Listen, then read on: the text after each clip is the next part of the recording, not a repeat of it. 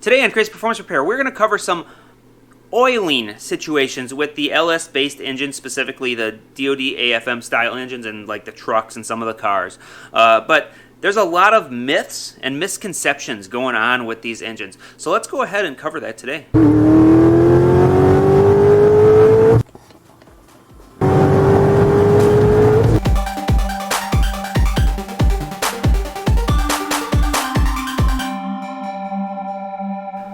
So I get a lot of questions asking about oil pump requirements. When you do a full delete where you replace the cam and all that jazz, what is the requirement for an oil pump? What do you want to run? There's a myth out there that people say that you want to get rid of the high volume oil pump when you're going to a non-DOD, non-AFM system. That is actually a myth. And the reason being is because so what if you have a little bit higher pressure? These engines are designed to run on higher pressure. They are okay with that. They have bleed-offs in them. You'll just have more volume. You can get the lower volume pump, and it will also work fine. Now, what are the advantages and disadvantages of each pump? If you go with a low volume or standard volume pump, your pressure will be down at lower RPM. You will gain a little bit of fuel economy. The downside, that fuel economy comes at a slight cost. If you're one of those people who are worried about getting stranded somewhere, you might not want to go with a standard volume pump. And it costs a little bit of money to change pumps versus keeping what you have. These pumps have a very low failure rate. So it's basically a choice at that point. Now, the standard volume pump, if you were cruising down the highway in the middle of absolute nowhere and you cannot afford to stop because you're broken down, the standard volume pump will not make up for, say you have a rod bearing failure. If your rod bearing fails in a standard volume pump, you will lose oil pressure because the standard volume can't fill in the space and keep the motor turning and keep it going.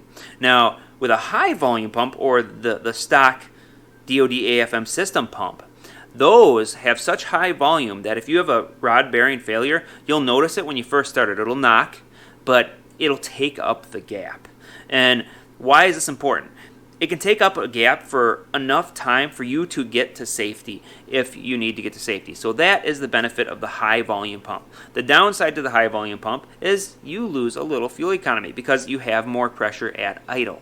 So you kind of got to weigh your options there as far as what you're going to go ahead and cover with the pump and what you're going to choose for a pump. Now, of course, the high volume pump that's in it, it's already in it. You don't have to pay any money for it. So that's another bonus to that.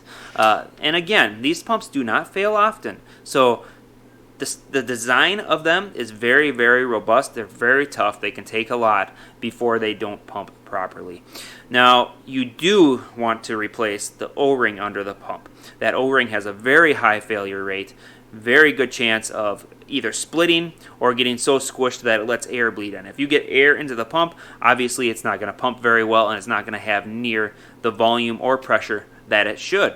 So that's a very common problem that needs to be addressed, and it's basically pulling the oil pan off, taking the bolt off for the oil sump, and then you can replace that gasket. It's just an O-ring. There's two different sizes. Make sure you get the correct size in there. There's two different colors. I think it's blue and green if I remember correctly. Just make sure you put the correct one in there and you'll be good to go. Now, there's another myth about this oil consumption issue with these vehicles. So a lot of people are going after a little oil baffle in the oil pan. There's a pressure relief valve down in the oil pan, and some of them have an oil baffle. Those are the updated ones per the GM TSB, and they're upgrading this little baffle to try and solve their oil consumption issue, to find that it does no good. And that's because GM does not think things through, apparently. They just, I don't know, they have their heads up their butt as far as I'm concerned. So when you think about this, if you ever look at another engine, a German engine, a Japanese engine, they almost always have oil squirters squirting at the top of or at the bottom of the piston from inside the block. Whether it's a squirter in the side of the connecting rod that when the crankshaft comes around, it shoots oil out of that connecting rod hole, or it's a squirter that's actually bolted to an oil passage right alongside the cylinder bore. And those things squirt oil on there constantly. So what makes GM think that this little oil baffle, when it sprays a little oil up and possibly into the ring area, is going to cause it to burn oil? I don't know why they think that. It's beyond me. On top of that, there's a baffle above that thing, and it's for the crank windage kind of a tray thing. So you really can't get that oil up there very easy anyway. It's a complete and total joke, as far as I'm concerned, for that TSB even existing. Now, why do these motors consume oil? A lot of it has to do with the lifters and the valve covers combined with the PCV system. The PCV system is positive crankcase ventilation. What it is the intake sucking a negative pressure into the crankcase to make sure that you keep the crankcase clean. You have clean air coming in from your air filter area. It goes through the motor and then out and goes into the intake, and they burn off whatever is in the crankcase. So it's actually a really good system. It keeps the crankcase clean. It keeps the oil from having any kind of fuel contaminants in it because the fuel will evaporate. It keeps moisture out of the oil. It's actually a very good system to have in a vehicle. But the downside is the way that GM does it. So it's cross the motor, which is good. The problem is that baffle on the driver's side of these motors will sometimes get gummed up. So the gumming up that happens on this baffle, there's a piece of tin I wish I had a valve cover here to show you, but basically your valve cover has this piece of tin that's the baffle inside the valve cover, and it's got these aluminum stamped kind of rivet things to hold it in place, and then it's RTV'd as well underneath that. So that baffle has a large hole on one end, and then has some small slots on its way down, and then at the very end, right where the nipple comes out of the valve cover that goes to the intake, that nipple that comes out, there's a lower spot, and then there's a hole there. What will happen with these things is that hole will get plugged up with a little bit of gunk and debris, and then oil will pool in that area. So it'll suck that oil into the intake, obviously, and when that happens, you're going to burn the oil. It usually ends up in the rear cylinders because of the motor being tilted, and on top of that, every time you accelerate, it goes to the back when it sloshes from the bottom of the intake. It sloshes to the back cylinders, and then it will fall out the rear plugs, and just it's nothing but a problem there.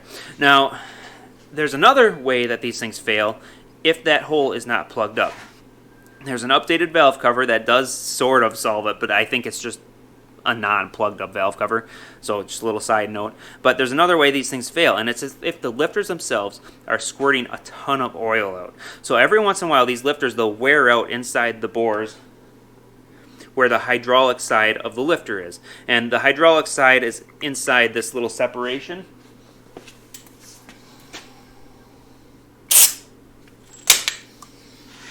So inside this piece this is an AFM lifter. The non-AFM lifters, it's actually inside here.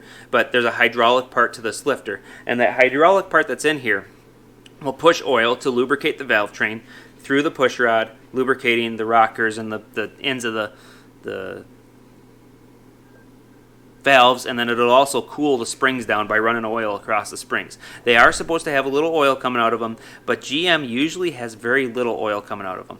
So these particular ones, what will happen is that bore will wear out in there, and when that happens, it sprays a ton of oil at the valve cover, and there's not enough for that valve cover to let it come down. It'll drop your oil pressure. It might cause a pulsating, which can be misconstrued as a bad oil sump O-ring, but it'll cause a pulsating on an oil pressure gauge if you put a mechanical gauge on it. And if you pull the valve cover off, you can find this by just pulling it off, hooking everything up, and starting the vehicle valve cover off. Make sure everything's clear of the rockers, and you'll see oil just spewing out of whatever lifters have failed as far as a worn out state goes. So be sure to check that. Once you figure that out, your oil will stop burning once you replace your lifters for that reason. So hopefully this video is helpful to you.